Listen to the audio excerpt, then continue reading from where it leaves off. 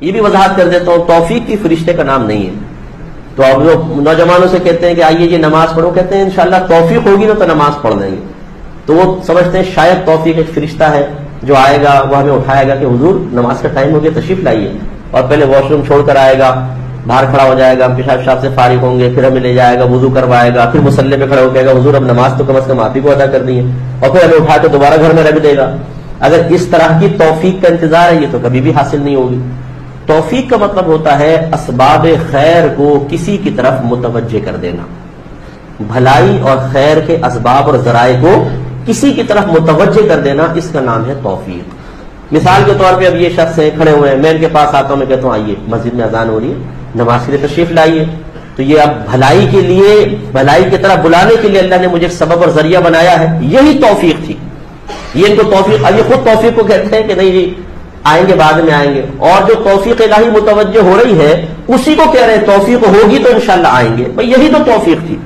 کہ اللہ تعالیٰ نے ایک شخص کو مقرر کیا، وہ آپ کے پاس آ رہا ہے، آپ کا ذہن بناتا ہے، آپ کو نماز کی طرف بلاتا ہے. یہی توفیق الہی ہے، اسباب خیر کو کسی کی طرف متوجہ کر دینا. ایک ہی کہتی ہیں کہ بعض ایسے کپڑے ہوتے ہیں جو آؤٹ آف فیشن ہو جاتے ہیں اور انسان ان کو لوگوں کے سامنے پہن کر جانا پسند نہیں کرتا، تو کیا ایسے کپڑے پہن کے نماز پڑھ سکتے ہیں؟ دیکھیں پہلے یہ سوال کیوں پیدا ہوا اس کو آپ اچھی طرح سمجھ لیں کہ ایسا لباس جس کو لوگوں کے سامنے پہن کر جانا انسان معیوب سمجھے، برا سمجھے، اسے اللہ تعالیٰ کی بارگاہ میں پہن کے کھڑا ہونا مکروہ ہے. خالی پاجامہ بنیان میں آدمی کھڑا ہو جائے نماز پڑھنے کے لیے، یقیناً باہر ایسے حالت میں جانا پسند نہیں کرے گا، تو اللہ کی بارگاہ میں پھر کیوں کھڑا ہو؟ تو اسی طریقے سے انہوں نے یہ کویسچن کیا کہ پرانے آؤٹ آف فیشن کپڑے ہیں، اب ان کو لوگوں کے سامنے نہیں پہنتا انسان، تو گھر میں پہن کے نماز پڑھ رہے ہوں، کیا حکم شرع ہوگا؟ دیکھیں ان دونوں میں فرق ہے. ایک تو ہوتا ہے کہ لباس اتنا مزہ کا خیز اور اتنا برا ہے کہ کسی بھی حالت میں کسی بھی صورت میں اس کو انسان لوگوں کے سامنے پہننا پسند نہیں کرتا. اور بعض اب جیسے آؤٹ آف فیشن آپ نے کپڑوں کا کہا، انہیں آپ مخصوص تقریبات میں تو نہیں پہنیں گے، لیکن آپ بہن کے گھر جا رہی ہیں، بھائی کے گھر جا رہے ہیں، ادھر ادھر انسان اکثر پہن لیتا ہے، اپنے گھر میں پہن کے بیٹھا ہوتا ہے، محلے کی عورتیں آتی ہیں، کوئی ایسا بیڈ فیل نہیں ہوتا، بھائی گھر کے اندر پہنا ہوا ہے نا، تو یہ اس لباس میں نہیں آئے گا کہ جس کو مخلوق کے سامنے پہن کر جانا معیوب سمجھا جائے اور نماز میں پہننا مکروہ ہو. اس طرح کے لباس میں نماز پڑھ سکتے ہیں، کراہت نہیں ہوگی. ایک کویسچن یہ کیا کہ اگر کوئی شخص گھر میں اکیلے نماز پڑھ رہا ہے تو کیا اسے اقامت کہنا ضروری ہوگا؟ دیکھیں اکیلے شخص کے لیے اذان کہنا بھی مستحب ہے اور اقامت بھی کہہ لے تو بہت بہتر ہے، اگرچہ اقامت جو ہے وہ جماعت کی اطلاع کے لیے ہوتی ہے، اذان نماز کی اطلاع کے لیے ہے کہ بھئی نماز کا وقت ہو گیا، ہوشیار ہو جاؤ جماعت ہونے والی ہے، اور اقامت اس بات کی اطلاع دیتی ہے کہ جماعت بالکل کھڑی ہو گئی ہے، فوراً آ جائیں. اکیلے جماعت تو ہوتی نہیں، تو اس لیے اگر اقامت کہہ لیں تو مستحب ہے، اچھا ہے، کلمات حسنہ آپ ذکر کریں گے آپ کو ثواب ملے گا، لیکن نہیں کہا تو کوئی حرج بھی نہیں ہے. ایک بھائی نے کویسچن کیا تھا کہ مغرب کے وقت اگر انسان لیٹا ہو تو بعد کو جب اذان ہوتی ہے تو کیا ہم پر اٹھ کر بیٹھ جانا لازم ہوتا ہے؟ کبھی کبھی گھر والے بھی کہتے ہیں بیٹھ جاؤ اذان ہو رہی ہے. دیکھیں مسئلہ یہ تھا کہ جب نبی کریم صلی اللہ علیہ وسلم کے دور مبارکہ میں اذان ہوتی تھی تو منافقین بھی ہوا کرتے تھے، یہ اسی طرح حرکتیں کرتے تھے، یعنی اذان کی طرف توجہ نہ کرنا، آپس میں باتوں میں مشغول رہنا، بے ادبی کے ساتھ لیٹے رہنا، کیونکہ انہوں نے دل سے اسلام قبول نہیں کیا تھا، یہ ظاہر سے صرف کلمہ پڑھتے تھے. تو اس لیے فقہاء نے ایسی حرکات سے منع کیا جو منافقین سے مشابہت رکھنے والی ہوں. چنانچہ جب اذان ہو تو اسی لیے پھر یہ ادب ہوتا ہے کہ آدمی ذرا اٹھ کر بیٹھ جائے، اذان کی طرف متوجہ ہو، غیر ضروری ایکٹیویٹیز کو تھوڑی دیر کے لیے ترک کر دے، اور اگر کوئی ضروری ہے ایکٹیویٹیز میں مصروف رہنا تو مصروف رہتے ہوئے توجہ اذان کی طرف رکھیں. مستحب افضل ہے کہ اذان کے الفاظ کو اپنی زبان سے ادا کر دے، جس کو اذان کا جواب دینا کہتے ہیں، یہ مستحب ہوتا ہے، اور عملی جواب یعنی جماعت کے لیے جانا یہ واجب ہوتا ہے. تو یہ اس طریقے سے ادب احترام کا معاملہ، تو اس لیے اٹھ کر بیٹھ جانا، لیٹے رہنا، اس کو میں گناہ نہیں کہہ رہا ہوں، لیکن اس میں ایک طریقے سے منافقین سے مشابہت کی وجہ سے بے ادبی کا پہلو ضرور ہے، اس سے اجتناب کرنا چاہیے. نماز میں ایک سے زائد غلطیاں ہو جائیں تو سجدہ صاحب ایک ہوگا یا ایک سے زیادہ؟ دیکھیں پہلی بات تو یہ کہ مطلقاً کسی غلطی پر سجدہ صاحب نہیں ہوتا، بلکہ باقاعدہ وہ غلطی ترک واجب ہو تب ہوگا. اگر فرضی ترک ہو گیا تو سجدہ صاحب سے تدارک نہیں ہو سکتا، اور اگر سنت یا مستحب ترک ہوا اس پر سجدہ صاحب نہیں ہوتا، نماز ہو جاتی ہے. تو اس لیے سب سے پہلے اس بات کا تعین کرنا ضروری ہے کہ جو ہم سے چھٹا ہے وہ واجب ہے. اب اگر آپ کے کہنے کا یہی مطلب ہے کہ 2-3 واجب چھٹ گئے تھے تو پھر یاد رکھیں ایک ہی سجدہ صاحب ان سب کے لیے کافی ہوتا ہے، الگ الگ کرنا لازم نہیں ہوتا. لیکن یہ ایک نماز کا حکم ہے، جیسے 4 فرض اس میں 3 آپ کے واجب چھوٹ گئے تو ایک سجدہ صاحب۔ ایسا نہیں ہے کہ آپ نے پہلے سنت پڑھی، یاد آیا اس میں ایک واجب رہ گیا تھا، اور پھر فرض پڑھے اس میں ایک واجب رہ گیا تھا، اب آپ نے نفل پڑھنا شروع کیا، اس میں بھی ایک واجب رہ گیا تو آپ نے کہا ان تینوں کے لیے ایک سجدہ صاحب۔ یہ نہیں ہوگا، یہ صرف اس واجب کے لیے ہوگا، ان 2 کو وہ نمازیں واجب العیادہ ہوں گی، کیونکہ جب ترک واجب ہو جائے تو سجدہ صاحب، اور سجدہ صاحب نہیں کیا تو اس نمازوں کو دوبارہ پڑھنا واجب ہوتا ہے۔ تو یہ تفصیل تھوڑا سا آپ ذہن میں رکھیں۔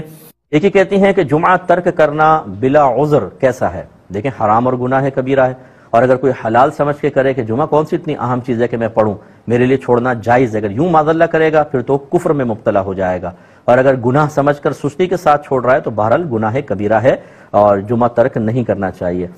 یہ کہتی ہیں اگر ہم بالٹی کے پانی سے نہا رہے ہوں یا بالٹی سے نہا رہے ہوں تو کوئی ایسا طریقہ بتائیں کہ وہ پانی ہم احتیاط سے استعمال کر لیں، مستعمل وغیرہ نہ ہو۔ پہلے سب دیکھنے والوں کو میں گزارش کر دیتا ہوں کہ دیکھیں پانی جو ہے وہ، یہ بہن نے کیوں پوچھا وہ میں سمجھا رہا ہوں، کہ پانی بذات مطہر ہے۔ بذات کا مطلب کسی پاک کرنے کے سلسلے میں کسی اور چیز کا محتاج نہیں، مطہر مانے پاک کرنے والا، کیونکہ اللہ نے فرمایا وَأَنزَلْنَا مِنَ السَّمَاءِ مَاءً طَهُورًا، ہم نے آسمان سے پاک کرنے والے پانی کو نازل فرمایا۔ اس کا مطلب ہے پانی کے اندر پاک کرنے کا وصف موجود ہے، آپ نیت کریں نہ کریں، جیسے آگ میں جلانے کا وصف موجود ہے، نیت کریں نہ کریں، ہاتھ ڈالیں گے جلے گا ضرور۔ اگر آپ کہیں میں ہاتھ ڈال رہا ہوں، نیت یہ ہے کہ جلوں نہیں، پھر بھی جلیں گے آپ۔ جواب کمپلیٹ کرتا ہوں ایک مختصر سے بریک کے بعد۔ تو ہم آپ کو بتا رہے تھے کہ پانی میں اللہ نے پاک کرنے والا وصف رکھا ہے، لہٰذا اگر بالٹی میں پانی ہے، آپ جیسے اس میں ہاتھ ڈالتے ہیں بغیر دھلا ہوا، بے وضو ہیں یا حالت جنابت میں ہاتھ ڈالتے ہیں اور یوں نکالیں گے، یہ پانی جو ہے وہ آپ کے اتنے حصے کو پاک کرے گا۔ پاک کرنے کا مطلب یہ ہے کہ آپ کے ہاتھ پر ایک نجاست تھی جو اس پانی میں مل گئی، یہ پانی مستعمل کہلاتا ہے۔ حالانکہ بے وضو شخص کے جسم پر کوئی ظاہری نجاست نہیں ہوتی، لیکن شریعت نے کہا ہے کہ نجاست ہے،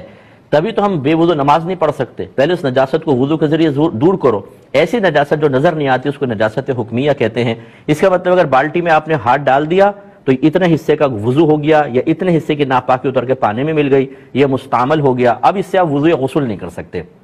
یہ وہ بہن پوچھ رہی ہیں کہ ہم غسل کریں تو کس طرح کریں کہ پانی مستعمل نہ ہو، استعمال شدہ نہ ہو۔ اب اس کا طریقہ یہ ہے کہ آپ پہلے اتنے ہاتھ دونوں علیحدہ دھو لیں، تاکہ اگر بالٹی میں ڈبہ وغیرہ ہے اپنا ہاتھ ڈالیں تو پانی ناپاک نہ ہو، مستعمل نہ ہو، پھر وہ ڈبہ نکال کے آپ احتیاط سے نہائیں۔ ہاں یہ ضرور ہے جب آپ نہا رہے ہیں اور کچھ چھینٹیں فرض کر لیں آپ کے بدن کی اس پانی میں چلی گئیں تو جو آپ کے بدن سے گر رہا تھا یہ مستعمل پانی تھا، کیونکہ نجاست حکمیہ لے کر گر رہا ہے۔ جو بالٹی میں پانی ہے وہ غیر مستعمل ہے، اور اصول یہ ہوتا ہے کہ مستعمل اور غیر مستعمل آپس میں مل جائیں، جس کی مقدار زیادہ ہوگی حکم اسی کا ہوگا۔ اس کا مطلب ہے نہاتے ہوئے چند چھینٹیں پانی میں چلی بھی گئیں تو بالٹی میں غیر مستعمل کی مقدار چونکہ زیادہ ہے، اس لیے وہ سب کا سب نہانے کے قابل ہی رہے گا، آپ کی ایک آدھ چھینٹ جانے سے پانی ناپاک یعنی مستعمل نہیں ہوگا۔ کہا جاتا ہے کہ 3 آیات اگر ہم پڑھ لیتے ہیں تو نماز ہو جاتی ہے، تو کیا اگر ہم پوری الحمد شریف پڑھ کر رکوع کر لیں یا 2 دفعہ الحمد پڑھ لیں تو کیا حکم شرع ہوگا؟ دیکھیں اللہ تعالیٰ نے فرمایا فَقْرَؤُوا مَا تَيَسَّرَ مِنَ الْقُرْآنِ، تمہیں جو قرآن سے آسان لگے وہ پڑھو۔ علماء نے فرمایا نماز کے بارے میں ہے، اور پڑھو کو چونکہ حکم ہے تو عرب میں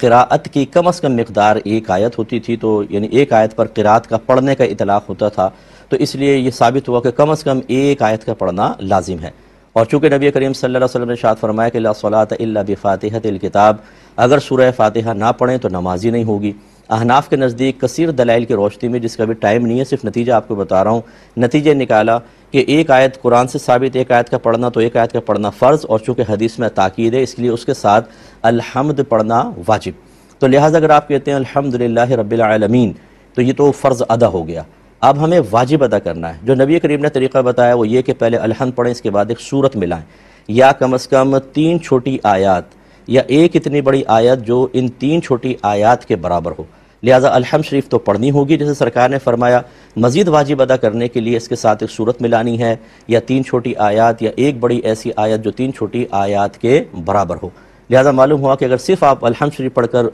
رکوع میں چلے جاتے ہیں تو اس سے فرض ادا ہو گیا، کیونکہ 1 آیت پڑھ لیا آپ نے، الحمد کا واجب بھی ادا ہو گیا، لیکن اس کے ساتھ جو سورت ملانی تھی وہ واجب ادا نہیں ہوا۔ چنانچہ اگر آپ نے جان بوجھ کر یاد رہتے ہوئے سورت چھوڑ کے نماز پڑھی، نماز ہو جائے گی، لیکن واجب العیادہ ہے، یعنی بعد میں اس کو لوٹانا ہوگا، اس کا سرد صحت سے تدارک نہیں ہوگا۔ اور اگر آپ بھول گئے، الحمد پڑھ کر چلے گئے رکوع میں، بعد میں یاد آ گئی تو آخر میں سرد صحف کرنا ہوگا۔ اور یاد رکھیں کہ علماء نے فرمایا کہ کسی نے فرض کی پہلی یا دوسری کے اندر 2 بار الحمد پڑھ لی، اور اسی طرح نوافل میں، سنن میں، وطر کی کسی بھی رکعت میں 2 بار الحمد پڑھ لی تو سجدہ سہو لازم ہوگا، کیونکہ جو نبی کریم صلی اللہ علیہ وسلم کی تلقین ہے وہ یہی ہے، اور سنت متوارثہ سرکار کی جو دائمی مطلب تعلیم ہے وہ یہی ہے کہ 1 بار الحمد پڑھی جائے، نہ کہ 2 بار 2 بار پڑھیں گے تو سجدہ سہو لازم ہوگا،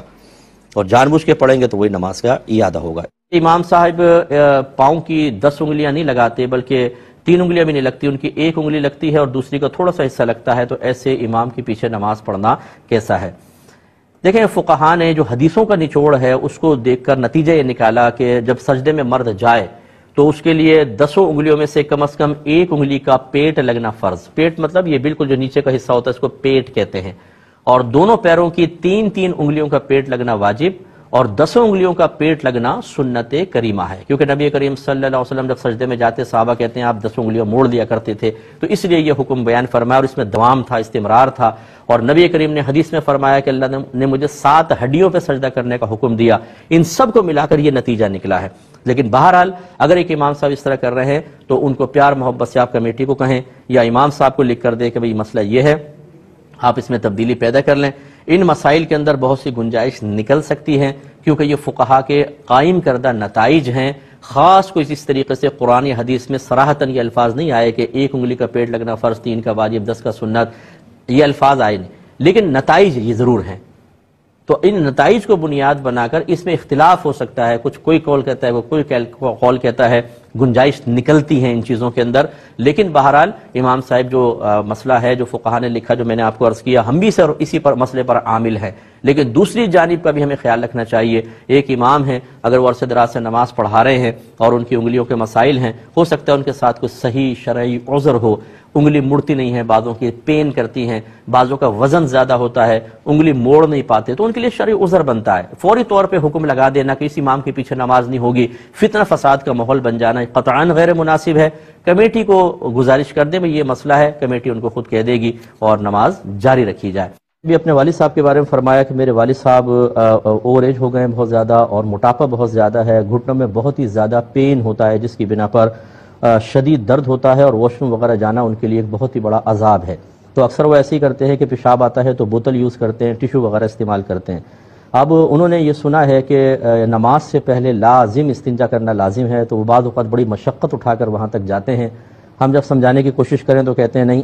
اگر میں استنجا نہیں کروں گا تو نہ نماز قبول ہوگی اور نہ میں گناہ سے بچ پاؤں گا، کیا حکم شرع ہے؟ دیکھیں مسئلہ یہ ہے کہ نبی کریم صلی اللہ علیہ وسلم کی یہ حدیث تو بالکل موجود ہے کہ جب استنجا وغیرہ کی حاجت ہو، اخبثین سرکار نے فرمایا دونوں قسم کی نجاستوں کے لیے کہ جب اس کی شدید حاجت ہو تو پہلے آدمی اس سے فراغت حاصل کرے اور پھر نماز پڑھے، حتیٰ کہ جماعت کے ترک کی بھی اس میں اجازت ہے کہ اگر غلبہ ہے تو پہلے انسان جا کر استنجا وغیرہ کرے، پھر آئے اگر جماعت مل گئی ٹھیک، ورنہ پھر اپنی اکیلے پڑھے، اور اس صورت میں یہ ترک جماعت کے سلسلے میں گناہ گار بھی نہیں ہوگا۔ لیکن یہ مطالبہ شرع نہیں ہے کہ آپ کو پیشاب کا غلبہ نہ بھی ہو تب بھی واش روم پہلے جانا واجب ہے، اس کے بعد نماز پڑھیں، اور پھر اگر نہیں گئے تو آپ نماز بھی قبول نہیں ہوگے، گناہ گار ہوں گے، ایسا نہیں ہے۔ لہذا والد صاحب کو پیار محبت سے سمجھائیے کہ اگر فرض کر لیں نماز سے پہلے آپ کو کوئی اس طرح قسم کا غلبہ نہیں ہے تو کچھ بھی کرنے کی حاجت نہیں، وضو کریں اور نماز پڑھیں۔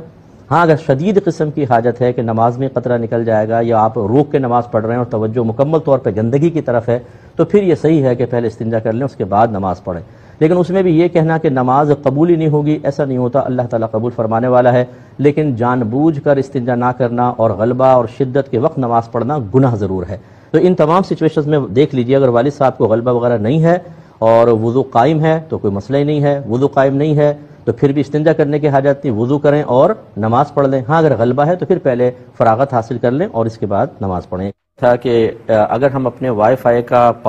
پاسورڈ کسی کو دیں اور وہ اس کو غلط استعمال کرتا ہے تو کیا اس کا گناہ ہم پر ہوگا؟ دیکھیں اس میں دیکھا جائے گا کہ پہلے آپ کو یہ معلوم تھا کہ وہ غلط استعمال کرے گا یا معلوم نہیں تھا، آپ نے دے دیا دوستی میں اور بعد میں پتہ چلا کہ اس نے مس یوز کیا ہے۔ اگر تو پہلے ہی پتہ تھا اور پھر اس نے واقعی غلط کام کیا، کسی کو اذیت دی، تکلیف دی، بلیک میلنگ کی، یا اس نے کسی گناہ میں اس کو استعمال کیا تو یقیناً آپ پہ وبال ہوگا کیونکہ آپ نے قرآن کا خلاف کیا، تعاونوا علی البر والتقوی ولا تعاونوا علی الاثم والعدوان، نیکی اور بھلائی کے کاموں میں باہم ایک دوسرے کے ساتھ تعاون کرو، گناہ اور زیادتی کے کام میں تعاون نہ کرو۔ دوسرا یہ کہ آپ کو نہیں پتا تھا، آپ نے دوستی میں دے دیا، بعد میں پتا چلا اس نے مس یوز کیا ہے، اس صورت میں آپ گناہ گار نہیں ہوں گے، وہ گناہ گار ہوگا، لیکن اب آئندہ احتیاط کریں، اس کو بالکل ایسی چیز نہ۔ ایک یہ بہن نے مجھے باہر سے میسج کیا کہ ہمارے یہاں کینیڈا کا غالباً مسئلہ تھا کہ بہت زیادہ معروف ہو رہا ہے کہ ایک وہ حدیث کے اوپر انہوں نے مطلب اس کو پوائنٹ آؤٹ کیا ہوا ہے کہ حضرت عمر فاروق رضی اللہ تعالیٰ عنہ کی زوجہ جو تھیں وہ مسجد کی طرف گئیں تو منع کیا گیا، تو انہوں نے کہا کہ ہمیں تو نبی کریم صلی اللہ علیہ وسلم نے اجازت مرحمت فرمائی ہے۔ تو وہ کہتی ہیں کہ دیکھیں لوگ یہ کہہ رہے ہیں کہ نبی کریم نے تو اجازت مرحمت فرمائی، علماء منع کرتے ہیں، کیا وجہ ہے؟ دیکھیں مسئلہ یہ ہے کہ اگر اسی طرح قرآن سے حدیث سے مسائل اخذ کرنا ہر عام آدمی کے لیے ممکن ہوتا تو پھر تو نہ ادارے قائم کرنے کی ضرورت تھی، نہ مطلب یہ کہ کوئی دارالعلوم ادارے عالم بننے کی، سب خود بخود کر لیتے۔ ایک آدھ حدیث کو سامنے لے کر اور اس سے متعلقہ تمام آیات احادیث کو فراموش کر کے نتیجہ وہی نکالے گا جو بیچارہ دین کی ABC بھی نہیں جانتا۔ اگر اسی طرح مسئلے نکالنا آسان ہوتا تو اللہ تبارک و تعالیٰ نے خود قرآن میں فرمایا فَاسْأَلُوا أَهْلَ الذِّكْرِ إِن كُنتُمْ لَا تَعْلَمُونَ، اگر تم نہیں جانتے تو اہل علم سے کویسچن کرو، اہل علم سے سوال کرو۔ تو آپ یہ کیوں نہیں فرمایا نہیں جانتے تو قرآن کھول لو، نہیں جانتے حدیث کھول لو، نہیں جانتے تو مفتی گوگل پہ جا کے بیٹھ جاؤ، کیونکہ وہ سب سے بڑا مفتی باہر والوں کے لیے سب سے بڑا مفتی ہے، میں نے انٹرنیٹ پہ سرچ کیا ہے۔ بھائی سرچ یار آپ کو پتہ ہے سرچ کرنا کیسے ہوتا ہے، ریسرچ کسے کہتے ہیں، اتنی چیزیں ڈلی ہوئی ہیں، کیا صحیح ہے کیا غلط ہے، آپ نے کہیں پڑھ کے علماء کو چیلنج کرنا شروع کر دیا۔ اچھی طرح یاد رکھیے کہ عمر فاروق رضی اللہ تعالیٰ عنہ کے دور تک عورتیں مسجد میں نماز ادا کرتی تھیں، لیکن پھر حضرت عمر فاروق نے منع فرمایا تو عورتیں سیدہ عائشہ صدیقہ رضی اللہ تعالیٰ عنہا کے پاس آئیں کہ دیکھیں عمر فاروق ہمیں منع کر رہے ہیں، حالانکہ سرکار نے اجازت دی تھی۔ تو سیدہ عائشہ نے سمجھایا کہ اگر میرے سرتاج صلی اللہ علیہ وسلم اس دور میں ہوتے اور جس انداز سے عورتیں زینت اختیار کر کے باہر نکل رہی ہیں آپ ملاحظہ فرماتے تو آپ بھی عورتوں کو مسجد میں آنے سے روک دیتے۔ گویا کہ اس پر اتفاق اور اجماع ہوا ہے کہ اب عورتیں مسجدوں میں نہیں آئیں گی، لیکن یعنی اجماع سے مراد وہ والا اجماع نہیں کہ بہت زیادہ سختی کے ساتھ ہو۔ اب یہ عورتیں اگر مسجد میں کسی جگہ پر ہم یہ کہتے ہیں کہ آ رہی ہیں تو روکا نہ جائے، چلیں نماز پڑھ رہی ہیں، جمعہ پڑھ رہی ہیں، عیدین ہے یا اسی طریقے سے تراویح کے لیے آ رہی ہیں تو نہ روکا جائے۔ اس کی وجہ دوسری ہے، اس کی وجہ یہ ہے کہ اب عورتیں مارکیٹوں میں جا رہی ہیں، شادی بیاہ میں جا رہی ہیں، ہر جگہ جا رہی ہیں، تو پھر اللہ کے گھر میں آ جائیں تو بہتر ہے کہ کچھ نہ کچھ آ کر سیکھ ہی لیں گی، لیکن اس کے لیے چند شرطیں ہیں۔ نمبر 1 اپنے گھر والوں سے پوچھ کر نکلیں، نمبر 2 باپردہ طریقے سے، نمبر 3 راستہ پرامن ہونا چاہیے، نمبر 4 محرم ساتھ ہو یا امینہ عورتیں ساتھ ہوں، نمبر 5 مسجد میں مردوں عورتوں کے اختلاط بالکل بھی نہ ہو، عورتوں کی علیحدہ جگہ مردوں کی علیحدہ، اور داخلہ جو دروازہ ہے وہ بھی علیحدہ علیحدہ ہونے چاہیے، اور عورتیں صرف نماز کے لیے پہنچیں اور کوئی مطلب کہ نیت نہ ہو کہ جی باتیں کریں گے، چلو تم بھی آ جاؤ میں بھی آ جاتی ہوں، تھوڑی سی گفتگو ہو جائے گی، اور جیسے ہی وہاں پہ نماز ختم ہو فوراً اپنے گھر واپس آئیں۔ یہ ذرا شرائط دوبارہ میری سن لیجئے گا، تو ان کا خیال کر کے اگر کہیں پر عورتیں جماعت سے باقاعدہ نماز پڑھ رہی ہیں تو ہمارا مشورہ یہ ہے، میری ذاتی رائے یہ ہے کہ ان کو روکا نہ جائے۔ بڑے بڑے علماء ہمارے پاکستان میں بھی ہیں، ان کی مساجد میں عورتیں آتی ہیں جمعہ پڑھنے کے لیے، وہ اسی پر عامل ہیں کہ عورتیں آ جائیں، چلو ٹھیک ہے ان کو تھوڑا بہت ہو جائے۔ باقی یہ اس طرح اچھی طرح یاد رکھیں کہ قرآن کی کسی آیت کو عوام کو دکھانا، یعنی عوام کا دکھانا، دیکھیں قرآن میں یہ ہے، حدیث میں یہ ہے، یاد رکھیں آپ کی آخرت کو برباد کر سکتا ہے، کیونکہ آپ کو نہیں پتا کہ وہ حدیث کتنی قوی ہے، اس کے راوی کیسے ہیں، وہ حدیث خود صحابہ بعض اوقات حدیث کو چھوڑ چکے ہوتے ہیں، اس کی کچھ وجوہات ہوتی ہیں جو بھی میں یہاں نہیں بتا سکتا، اس لیے اگر عوام الناس ڈائریکٹ قرآن و حدیث میں جانے کی کوشش کرے گی تباہ ہو سکتی ہے۔ باہر کے لوگوں کی خدمت میں میری خاص طور پہ گزارش ہے کہ آپ کا باہر ہونا یہ اس بات کی دلیل نہیں ہے کہ آپ اتنے سمجھدار ہو گئے کہ قرآن و حدیث علماء کے ہدایت کے بغیر سمجھنے کے قابل ہو گئے، بہت بری ٹھوکر لگے گی، خطرناک ہے۔ جب بھی قرآن پڑھیں ترجمہ اور تفسیر سے پڑھیں، ایسی حدیث پڑھیں تو صرف حدیث نہیں بلکہ اس کی شرح بھی پڑھیں تاکہ آپ کو سمجھ میں آئے کہ مسئلہ کیا ہے۔